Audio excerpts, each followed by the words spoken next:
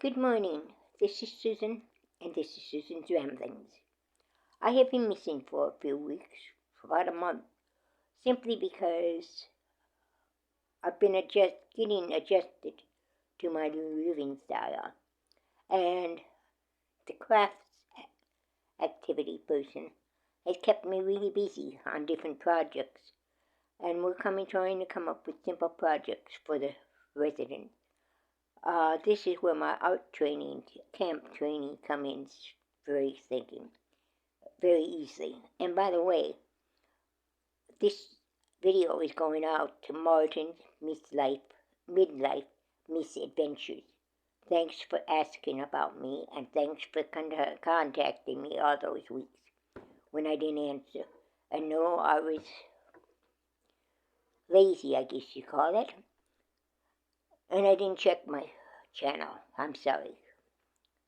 On that note, let's get into some hints and some tips from my local church group cookbook.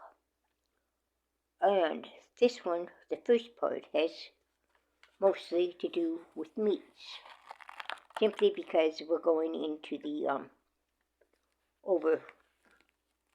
main dishes, or the meat dishes. Okay, here we go. I don't know what I'm doing here. Use little oil when preparing sauces or marinades for red meats. Fat from the meat will render out during cooking and will provide plenty of flavor. Certain meats like ribs, pork roast, sausage, and others can be parboiled before grilling to reduce the fat content. When shopping for red meats, buy the leanest cuts you can find. Fat will show up as an opaque white coating or can run through the meat fibers as marbling. Although most of the fat, the white coating, can be trimmed away, there isn't much that can be done about the marbling. Stay away from the well-marbled cuts of meat. I disagree with that one. In fact, I disagree with several of these hints, but do your own research, okay? Home late from work late with no time for marinating meat. Pound the meat lightly with a mallet or a rolling pin. Pierce with a fork. Sprinkle lightly with meat tenderizer and add marinade. Refrigerate for about 20 minutes, and you will have a tender meat. Marinating is a sin if you use a plastic bag. The meat stays in the marinade, and it's easy to turn and rearrange. Cleanup is easy. Just toss the bag. Don't toss the meat, toss the bag. It's easier to thin slice meat if it's partially frozen. Tomatoes added to roast will help to naturally tenderize them. Tomatoes contain an acid that works well to break down meat. Now that one I didn't know. Whenever possible, cut meats across the grain. They will be easier to eat and will have a better appearance. When frying meat, sprinkle paprika over it, and it will turn golden brown. Thaw all meats in the refrigerator for maximum safety.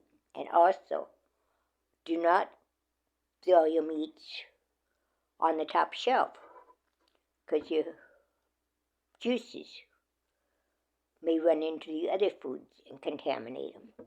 Always thaw your meat in the refrigerator, but on the bottom shelf.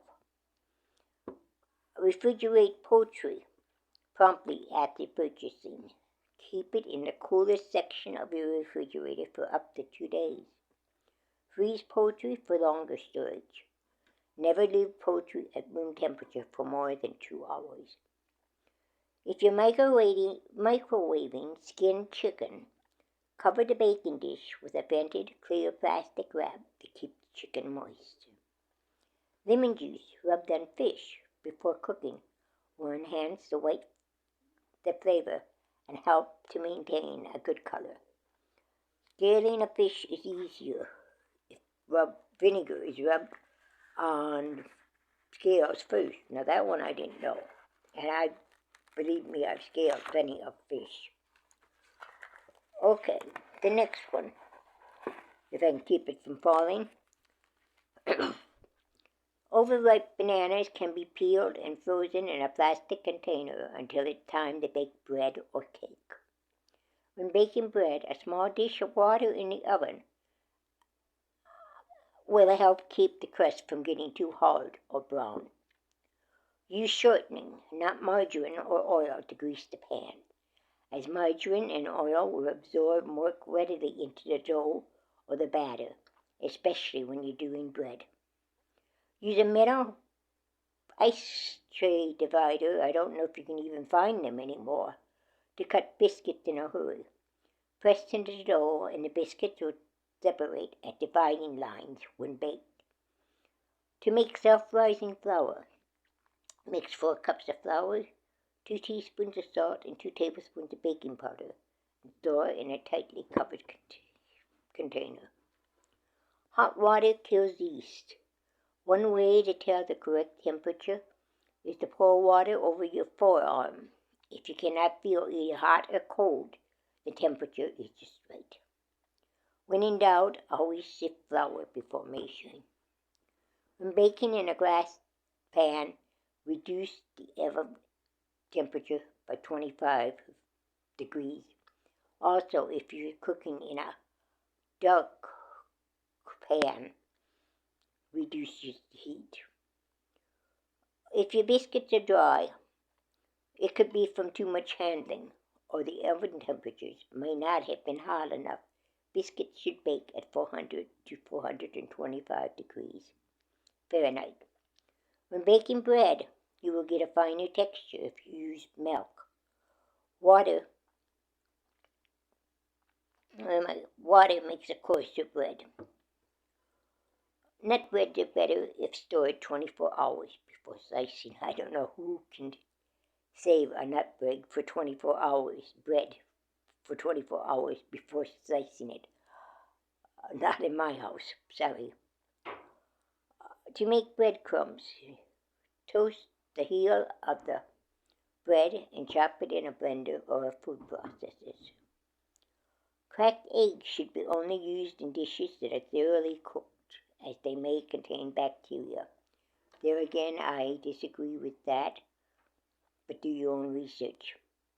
The freshness of eggs can be tested by placing them in a large bowl of cold water. If they float, do not use them. For a quick, low-fat, crunchy topping for muffins, sprinkle the tops with grape nut cereal before baking. I never thought of that one. Dust a red pan or work surface with flour by filling an empty glass salt shaker with flour. That's a good idea. Alright, that's it for today.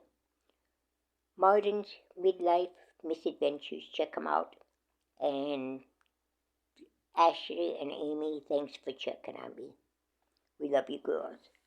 Have a great day, and God bless.